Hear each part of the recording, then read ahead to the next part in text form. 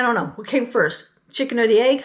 What came first? Type A personality or the autoimmune chronic fatigue?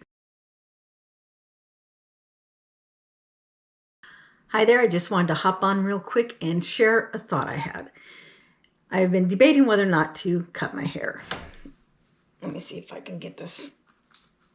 And it's funny because it's all in perspective. Some people say you have long hair. Some people say, well, you have short hair. And so my hair currently goes down to about there. And so it's pretty long for me because normally I keep it about here.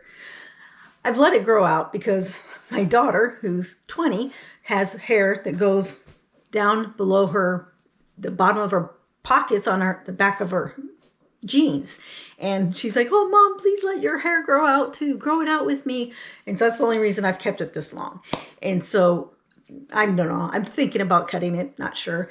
But it made me think of a post I came across once upon a time where a person was talking about how they're explaining what it was like to have long hair and how difficult it was and how you must be a really patient person in order to deal with long hair.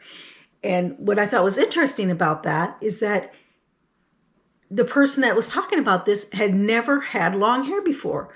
So it's like, how do you know how difficult it is if you've never experienced it?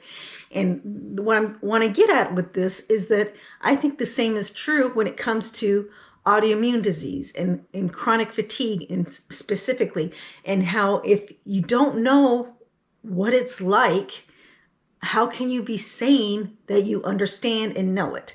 And so with that in mind, something that came across my feed the other day kind of still boils me is when it talks about how a person who has a type A personality, they're giving themselves autoimmune disease because they're trying to people please and they're trying to be in charge, trying to control everything. Well, that is so frustrating to me because it's like, how do you know that this type A personality is causing the autoimmune disease, which, by the way, isn't. They have scientific proof about that, but it seems like that narrative keeps playing.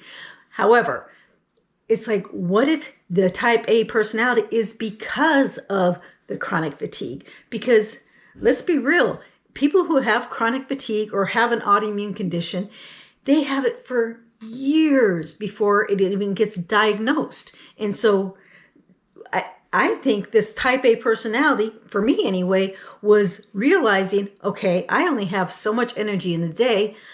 I want to do this and I want to do it now because I know I have enough energy now. Or I want to do it correctly because I don't want to have to do it again because that would take more energy. And I think it has a lot to do with just trying to control your day so that you can make it to the end of the day with enough energy.